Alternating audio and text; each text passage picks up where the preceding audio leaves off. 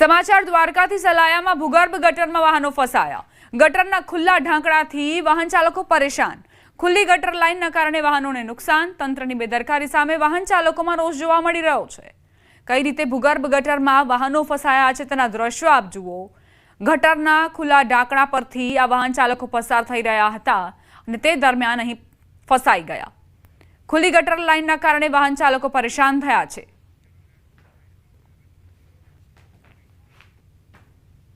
રાજકોટ જિલ્લા પંચાયત એક જગ્યાએથી બીજી જગ્યાએ ટ્રાન્સફર કરવાનો ખર્ચ અધધ 84 લાખ રૂપિયા થયો।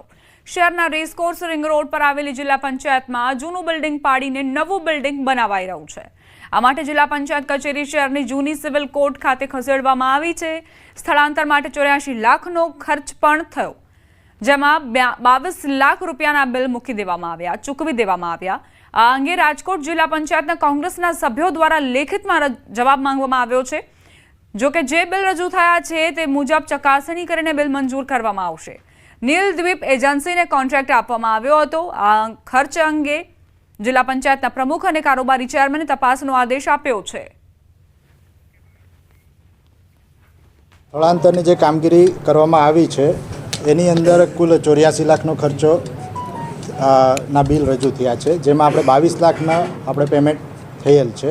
જે બાકીના જે બિલો છે એની ચકાસણી કરવામાં આવી રહેલ છે। બિલ જે રજૂ થયા છે આપણી પાસે એ બિલનું હજુ 22 લાખનું જ પેમેન્ટ કરવામાં આવેલ છે। બીજા બિલ અમે વેરીફાઈ કરી રહ્યા છીએ।